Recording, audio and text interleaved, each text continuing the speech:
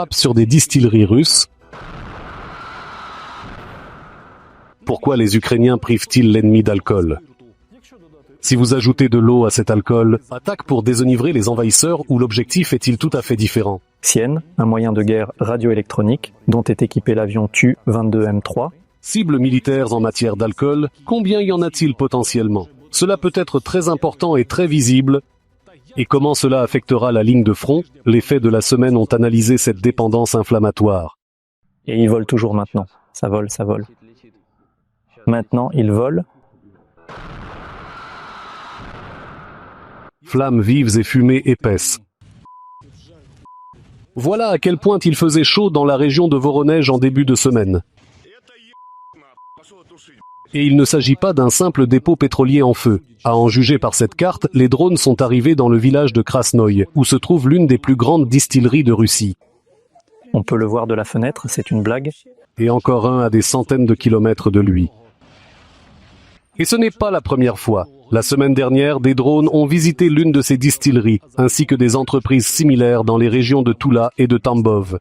Non, c'est en vrai, éloigne-toi du balcon. Mais pourquoi les défenseurs ukrainiens veulent-ils vraiment que les Russes boivent moins? Les utilisateurs plaisantent sur les réseaux sociaux. De nombreux mèmes apparaissent immédiatement sur Internet à ce sujet.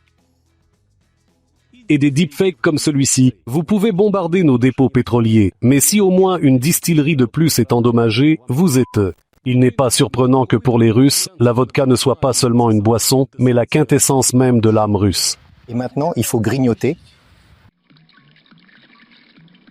La vie n'est pas la même sans un verre. 8 litres d'alcool pur par personne. C'est la quantité d'alcool vendue aux Russes l'année dernière. Un record absolu depuis 9 ans. En Russie, l'alcool fait partie intégrante de toute fête. Même pendant la période de prohibition, les gens ne pouvaient s'en passer. L'élite du parti en abusait particulièrement. Et aujourd'hui encore, de nombreux hommes politiques russes aiment à boire un verre, comme on dit. Pour la désinfection, on a remarqué que non seulement le président du Conseil de la Fédération, mais aussi le représentant officiel du ministère russe des Affaires étrangères aimait l'alcool. Que dire du chef adjoint du Conseil de sécurité de la Fédération de Russie, qui n'écrira pas un seul message sans cela?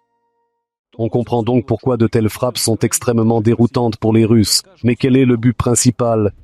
Ces images de la région de Toula ont été prises il y a 5 ans. À l'époque, la distillerie Efremov était l'un des plus grands producteurs d'alcool de Russie.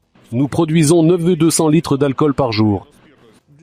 Pour donner un ordre d'idée, cela représente plus d'un camion-citerne par jour, soit près d'un demi-million de bouteilles. De quoi approvisionner en vodka tous les habitants de Tula. Et c'est Efremovski qui est devenu l'une des distilleries récemment prises pour cible par les drones. La deuxième explosion. Mais pourquoi cela est-il nécessaire?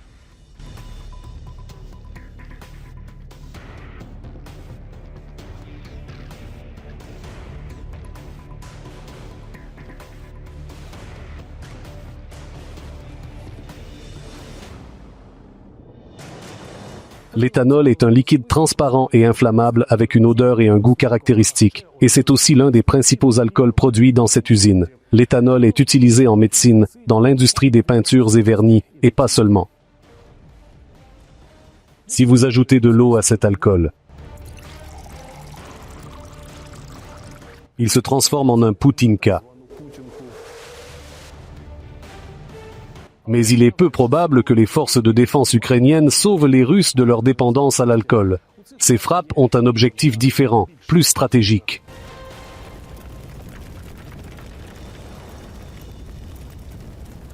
Il s'avère que la liqueur ordinaire à base de vodka peut être facilement adaptée aux besoins militaires. Parfois, l'alcool n'est appelé que nominalement, ce qui signifie qu'il peut y avoir des industries connexes.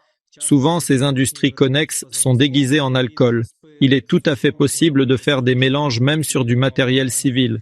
Nombre de ces mélanges peuvent être utilisés dans des équipements militaires. L'une des options est que le contenu de ce flacon puisse être transformé en composant explosif, même si en réalité le spectre d'utilisation de cette matière première peut être beaucoup plus large. Les mêmes alcools dans les composés dérivés sont utilisés dans les explosifs, les détonateurs et les gaz inflammables.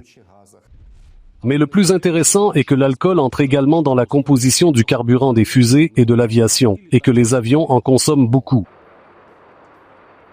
L'alcool est utilisé pour liquéfier le gaz d'aviation. Il est utilisé dans les systèmes de climatisation et autres équipements à bord.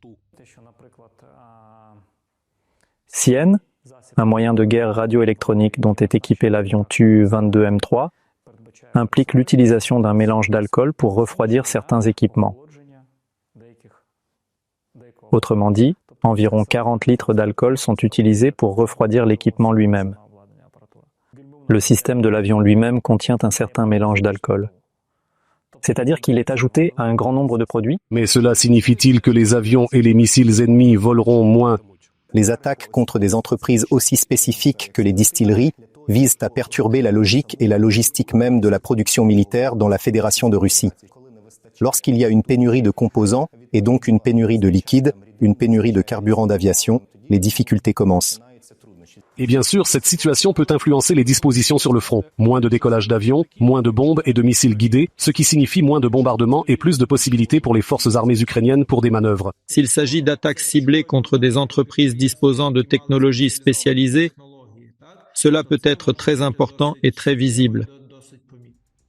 Selon des sources ouvertes, nous avons recensé au moins 4 douzaines de distilleries en Russie, lesquelles d'entre elles travaillent actuellement pour les besoins du complexe militaro-industriel de l'ennemi. Il est fort probable que nos officiers de renseignement le sachent et que le gros du travail ne fasse que commencer.